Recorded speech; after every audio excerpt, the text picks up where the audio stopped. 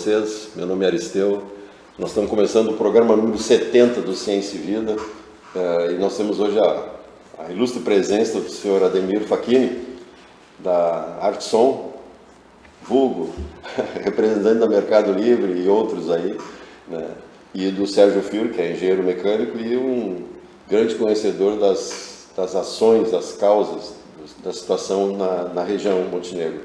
E nós estamos aqui para falar sobre os efeitos da guerra no Irã. Quer dizer, eu falo guerra do Irã, não, é guerra no Irã, porque é lá que está acontecendo o conflito, mas é uma guerra geral que a gente tem na nossa região, porque de uma maneira geral, hoje faz 30 e poucos dias que começou esse conflito, que houve o bombardeio, e a partir daí já houveram várias mudanças, principalmente afetando a questão de Hormuz, a questão dos navios, que tem uma restrição severa aos agressores, vamos dizer assim, e o Brasil está nessa divisão. Ele aparentemente não é agressor, mas também os outros... Então, assim, é uma confusão desgraçada. A projeção, o transporte de petróleo está reduzido, com isso toda a parte de combustíveis e outros processamentos foram abalados. Eu ouvi falar agora de manhã que a querosene da aviação aumentou 50%, então as passagens de avião vão subir, e aí isso tranca um monte de coisas. A questão da ureia, 35% vem do Oriente Médio, né, e o Brasil, do nosso consumo aqui, então, sem isso a gente não tem nitrogênio para poder trabalhar, então, trabalhar na agricultura. Então, assim, que faz com que a gente sinta, isso vai afetar Montenegro. Montenegro está a 500 km de distância. Não quer dizer que vai receber uma bomba, mas a bomba vem de forma, por efeitos gerados. E o nosso papel aqui hoje é falar um pouco sobre isso e trabalhar que medidas a gente pode tomar de proteção. Proteção não só para os agentes, assim, que nem o Ademir, que tem uma empresa, que tem uma loja, mas também para a pessoa física, né? Como que ela pode cuidar das coisas. Então eu queria começar assim, perguntando, né, para o Sérgio, como é que esse conflito pode afetar a nossa região? Quando eu falo região aqui, Sérgio, eu falo não só Montenegro, toda a nossa região do Vale dos Sinos, Vale do Caí, essa região do Sul, de uma maneira geral, vai afetar a gente também. Mas eu acho assim, primeiro que, na minha opinião, nós vivemos dentro de uma bolha de informação. Nós recebemos a informação via a mídia ocidental. Sim. Então é um ponto de vista desse conflito generalizado, é um ponto de vista de um lado, né? O outro lado, a gente não tem acesso a essa informação, ou quando tem, embora a gente se consiga pela internet e tal, se consiga saber algumas coisas. Mas na minha opinião, o tanto que de manhã é afirmado uma coisa, à tarde é afirmado o contrário, e depois no dia seguinte volta a afirmar aquela coisa, porque isso demonstra que quem está no comando dessa bagunça toda, né, está meio perdido, porque não são decisões firmes, né? Vou invadir, não, te dou 5 dias, não vou invadir, mas eu vou... Eles me convidaram para ser líder do país, né? Eu estou falando do Trump, principalmente, né? Então, assim, parece que o processo decisório desse conflito, ele está meio falho e eu acredito que não se sustenta por muito tempo, porque ele não está firme, não está baseado em coisas... Eu discordo, acho que está super estrategiado e de certa forma não tem um passo a passo, mas tem a visão de longo prazo, que é o domínio dessa área ocidental por parte dos Estados Unidos. Nesse ponto que eu queria chegar, só por início, assim. Na verdade, nós estamos fechando um grande, na minha opinião, isso é só uma opinião muito pessoal. Sim, nossa, aqui nós temos uma opinião muito pessoal. Anos de vida. Eu acredito que a gente está começando a encerrar um grande ciclo de colonização que durou 500 anos. Então, assim, nós estamos falando desde da descoberta da América, da ocupação da África, da ocupação do Sudeste Asiático e todas essas coisas que se começou a fazer a partir da navegação, lá portugueses, espanhóis, etc., e que os franceses vieram atrás, os ingleses atrás, todo mundo ocupando. E isso começou a dar um refluxo a partir de lá de 1800 ou Segunda Guerra Mundial refluxou ainda mais. Então, muitos países conquistando sua independência e lutando por sua soberania e autonomia, vamos dizer assim. Então, Sudeste Asiático, todos os países do Sudeste Asiático foram colônias de algum país, ou França, ou Holanda, ou Inglaterra. E eles agora se transformaram nos tigres asiáticos. Então, o desenvolvimento aconteceu a partir da independência dessa colonização. O Brasil, entrando no foco nosso aqui, o Brasil ele é um toque pelo Oriente Médio. O Oriente Médio luta contra o Ocidente desde o tempo das Cruzadas, né? Que o Ocidente invade lá, saqueia, rouba, faz e acontece, e isso não encerrou ainda. E eles, a partir dessa guerra de confronto direto com armas e realmente destruição, estão encontrando os caras com uma preparação de armamento que eles não imaginavam, aparentemente. Então, eu acredito que muito rapidamente vai ter que fazer um recuo e dizer assim, tá bom, vamos parar aqui e vamos deixar as coisas, porque a forma de luta desses países do Oriente não é só em armas, é também na economia, né? Então, derruba a economia, provoca inflação, escasseia produtos, né? No caso o petróleo e outras coisas, muitas, e acho que eles estão direcionando isso, essa escassez ou essa dificuldade de comércio, principalmente para os países agressores. Quem são? Principalmente Estados Unidos e Ocidente. Deixa eu tentar focar na nossa conversa, senão a gente começa a falar sobre uma questão mais ampla. Mas eu queria fechar para a região agora. A nossa posição, na minha opinião, a nossa posição como Brasil nós não estamos no conflito. Estamos sofrendo os efeitos do conflito. Ah, sim, mas como efeito sim, mas a nossa posição oficial sempre é pela paz, e não... Nós não estamos participando do confronto, nós não estamos vendendo arma, nós não estamos mandando... Mas o fato, assim, como é uma guerra que está... É um conflito que está se transformando numa guerra comercial. Sim. E aí nós somos fazemos parte desse processo. Nesse processo... Então, nisso aí, quais são os processos? Nesse processo, eu acredito que nós teremos, no máximo, um processo inflacionário. Ou seja, a gasolina vai ficar mais cara, nós vamos ter alguma dificuldade para conseguir fertilizantes ou coisas do tipo, e aí nós vamos ter que comprar por um preço mais alto, coisas assim. Então, deixa eu passar a bola, acho que vai ficar só na inflação. E tu, Ademir, o que tu acha? Depois a gente volta. Bom dia a todos que estão nos assistindo, renovando aqui um bom dia. Eu não gostaria aqui de ser um elemento de pessimismo, mas como eu vejo o atual momento, as guerras instaladas, em primeiro lugar, eu acredito que não vai terminar logo. Segundo lugar, nós todos sabemos que todos os efeitos positivos e negativos, eles são mais tardios. Por exemplo, o que impacta diretamente hoje sobre o negócio que nós gerenciamos ali é o frete marítimo. E se tem informações que são apenas 3 companhias que geram isso. Então, de $3.500 passa, no momento atual, a 8 ou 10 mil, ele triplica muitas vezes, né? Por container, ou por navegação, ou por... Enfim, o que vale aqui é o aumento súbito. Essa logística mundial, não só para o nosso continente, ele se dá tardio por quê? Eu ainda não soube como me conduzir. Então, o que a gente está fazendo? A gente está operando naturalmente, comprando e vendendo. O meu importador lá, ele tem o que já está no Brasil, está me repassando para a gente está vendendo.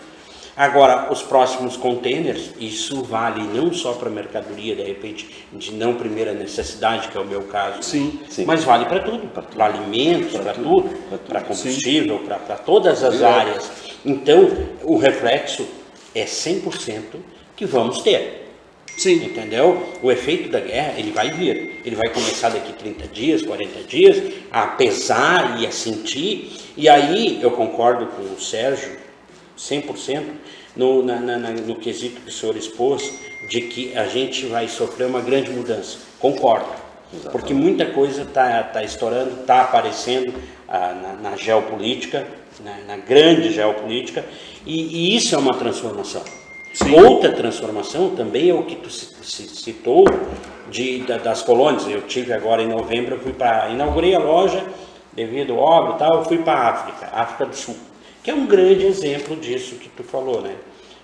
Exatamente. Que depois que se libertou, hoje a África do Sul é o país deles lá mais desenvolvido mais asfalto, em vários sentidos, e muito bacana.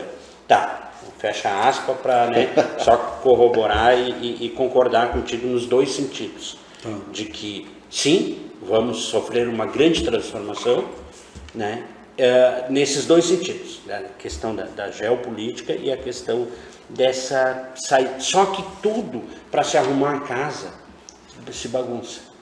Então nós e nossa geração talvez não vai pegar o bônus disso, nós vamos ter só o ônus.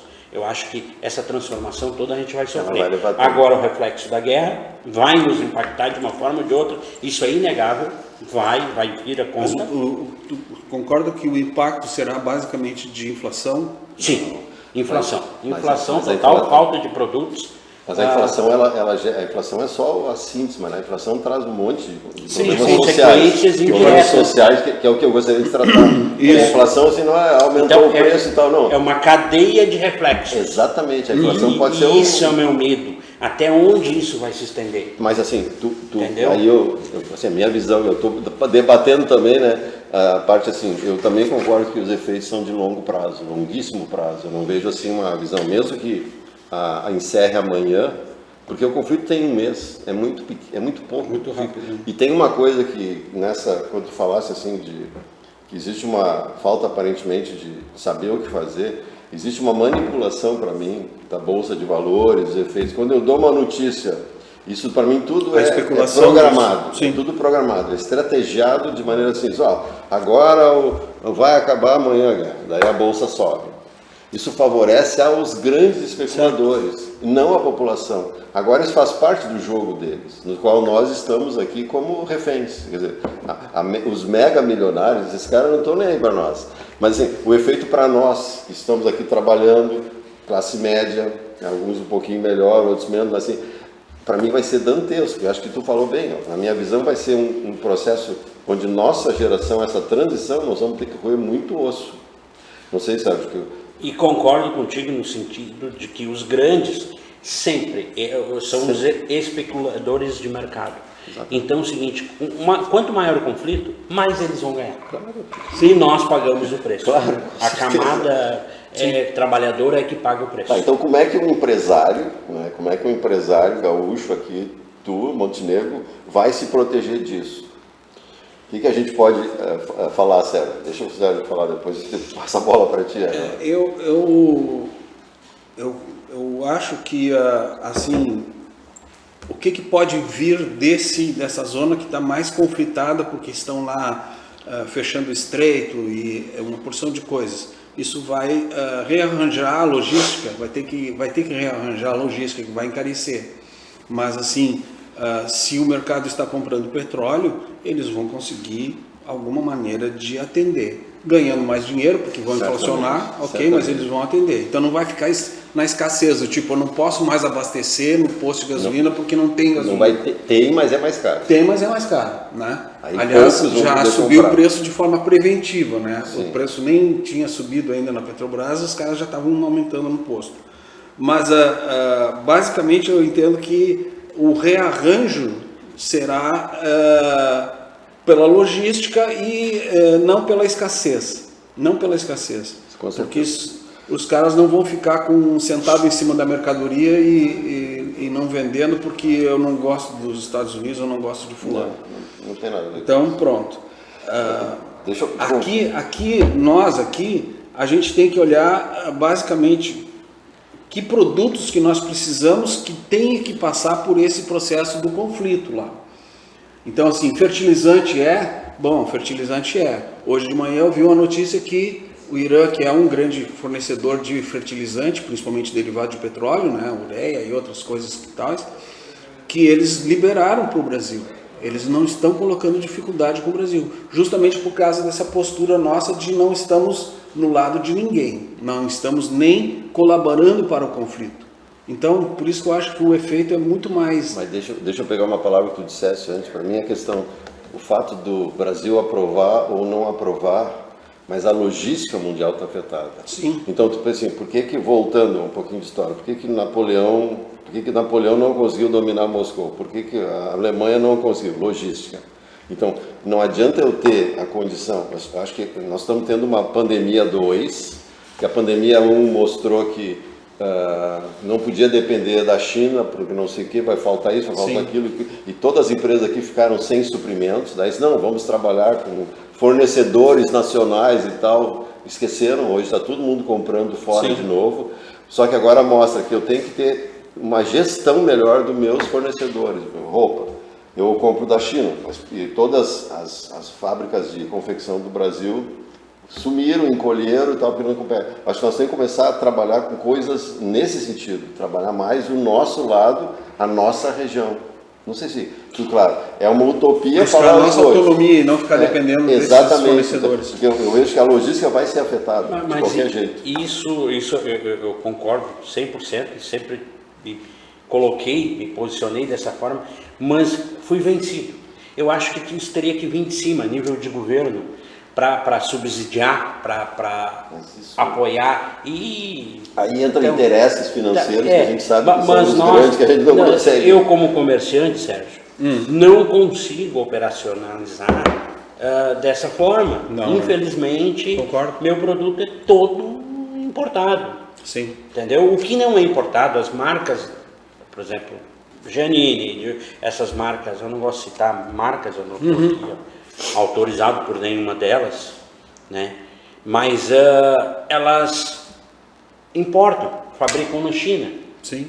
Então, e tinham suas indústrias aqui, né? Tá.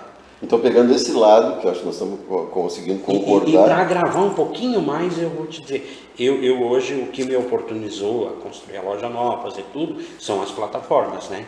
Só que, o que acontece hoje?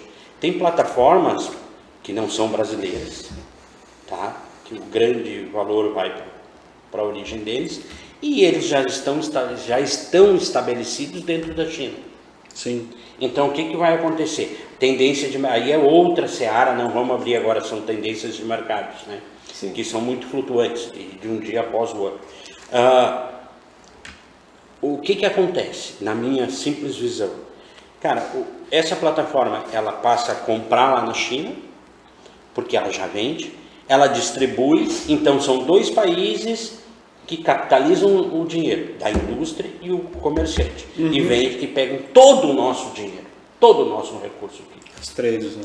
E infelizmente a tendência de mercado é essa, a vir a acontecer. E não se vê movimento nenhuma, palavra nenhuma de cima do governo para mudar isso. Deixa eu colocar mais uma coisa aí na história, a reforma tributária, né? A reforma tributária, ela favorece onde? Consumo, tá? Então, assim, ter um bom consumo de produtos internacionais não é o que é produtos nacionais que eu compro, porque eu sempre vou trabalhar em cima do consumo. Então, qual é o efeito que vocês veem em relação a isso, com essa escassez ou aumento de preço dos produtos externos? Para nós, aqui em termos de arrecadação, eu vejo uma redução. Por incrível que pareça, eu vejo uma redução, não vejo um aumento de redução. Aí entra todos os serviços públicos que estão dependendo disso, então entra impostos, taxas, não sei o quê.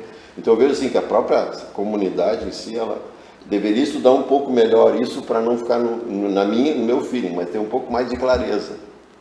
Porque, e a minha visão assim, nós somos imediatistas, então o cara está pensando fevereiro, está pensando março, pensando agora abril. Tá, mas vamos pensar 2028. Como é que vai ser esse negócio? Pula um ano que é o 27, vamos pensar 28. Como é que vão estar as categorias? Esse é o pensar estratégico, eu digo assim, temporal mesmo, seja 2 anos, porque aí vamos ver que o mundo vai ser diferente. Aí vai haver essa mudança. Aí aquilo que hoje tu está contando, por exemplo, tu que é comerciante, tu está contando que vai ter um crescimento de faturamento, eu digo, vai ter. Incerto. Pois é, incerto. E aí o que acontece? Tu hoje, se tu tem um capital, né? Tu vai investir em novas lojas, em filial, ou vai aumentar o número de itens, ou tu vai segurar um pouco? Se tu vai segurar um pouco esse dinheiro, para investir esse dinheiro em quê? Comprar terreno? Entende assim? Então, nota, a gente está com uma escassez. Eu acho que o nosso papel aqui esse é o primeiro de alguns programas que a gente pode fazer nesse assunto para poder É um assunto muito amplo, né? Mas eu acho que é importante enxergar. São várias vertentes. E eu acho que não dá para deixar para o prefeito, para o vereador. Eu acho que cabe a nós ter essa visão, de começar a ter essa visão. O que cada um faz? O que tu faria numa situação dessa se tu fosse dono de uma indústria, certo? É uma pergunta teórica, só para enxergar mais. Tem algumas coisas que a gente precisa entender que podem ajudar na decisão do que fazer. A China, como exemplo, e não só a China, mas o Sudeste Asiático também é assim, a Índia também é assim, em outros lugares, eles têm processos produtivos e eles conseguem produzir a menos de 1/10 do que se nós produzíssemos. Ou, e em muitos casos até 1/100, né? Tipo, se eu preciso gastar para fazer um determinado produto, eu preciso gastar R$100, eles conseguem fazer isso por 10, por 1, dependendo, né?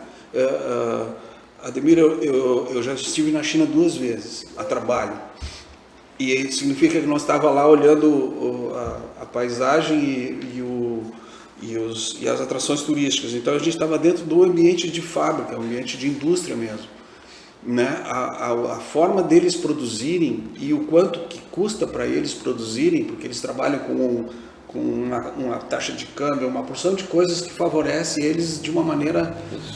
E eles produzem assim, o que nós produziríamos uma peça por hora, eles fazem 1000 peças por hora.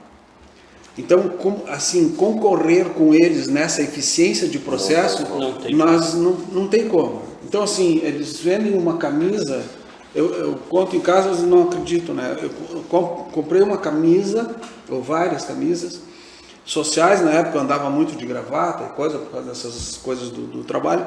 Então, camisas sociais e tal.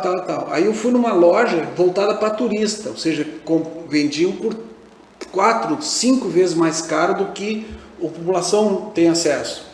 E eu paguei camisas sociais, eu paguei tipo $4, 20 pila. Uma camisa que nas lojas era tudo de marca, assim, marca ia com selo de autenticidade e tudo, que eles botam o que tu quiser na camisa, até o selo de autenticidade bota.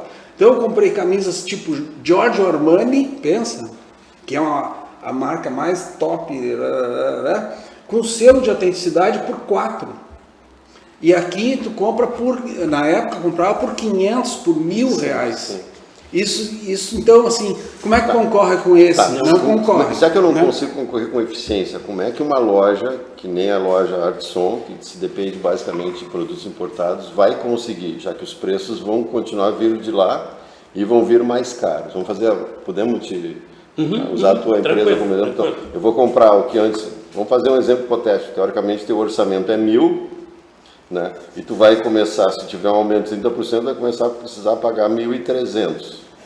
E aí teus custos aqui, né?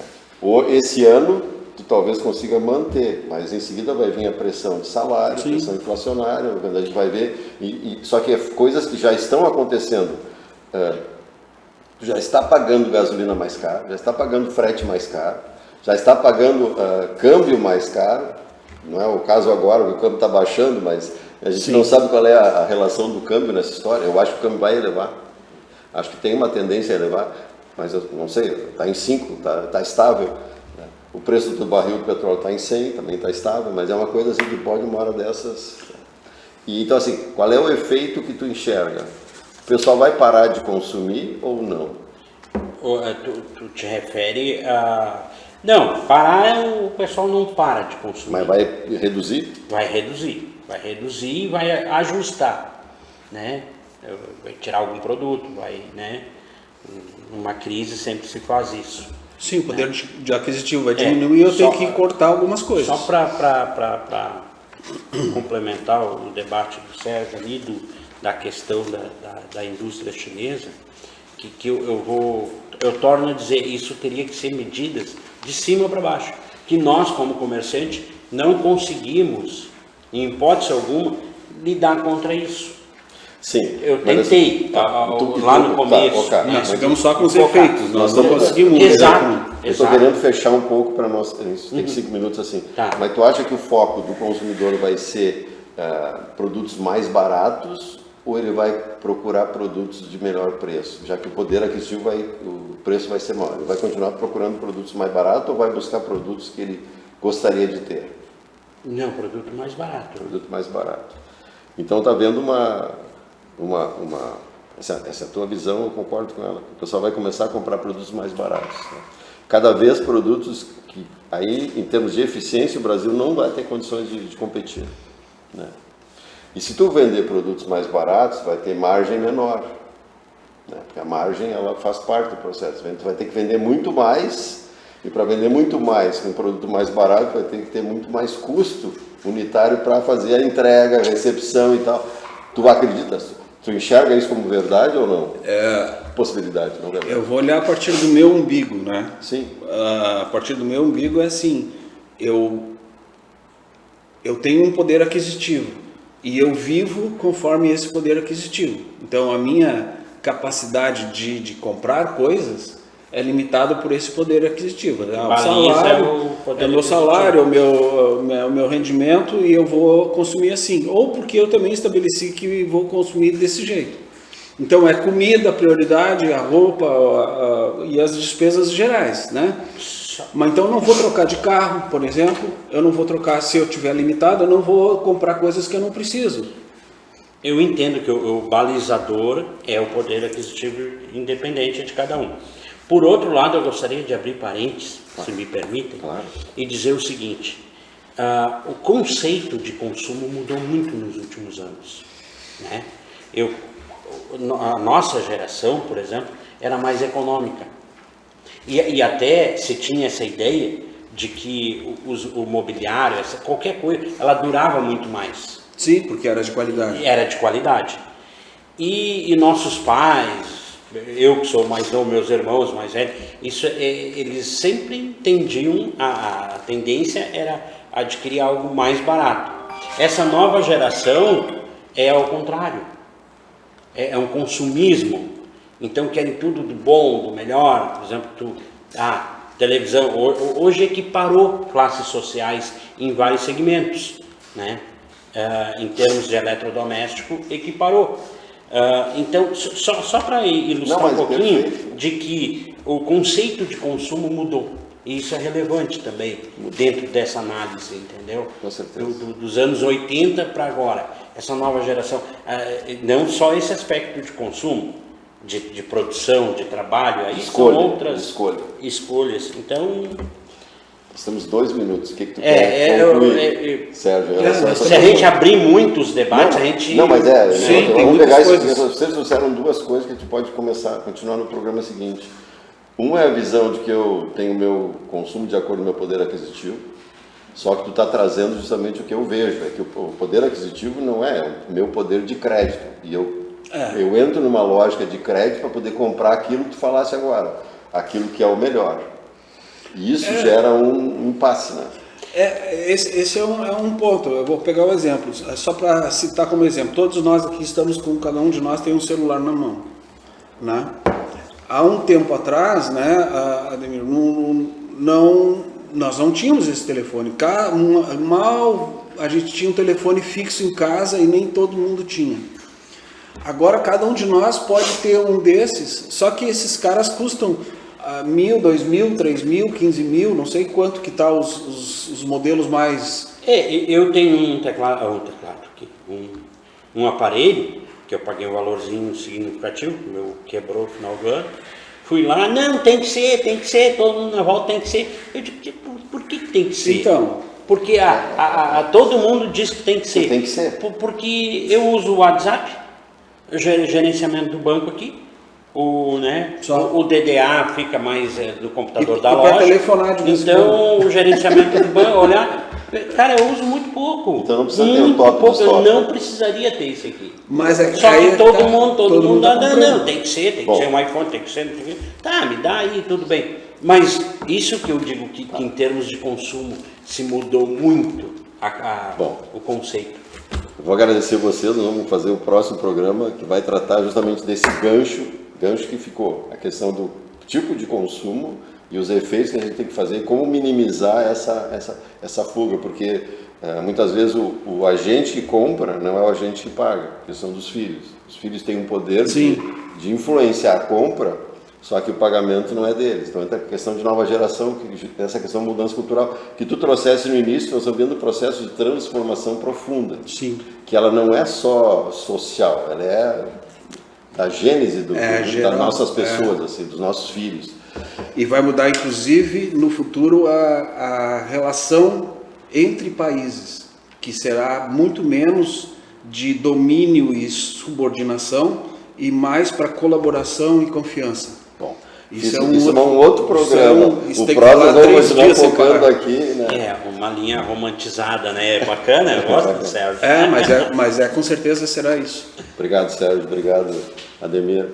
Obrigado a todos. Até a próxima. Obrigado.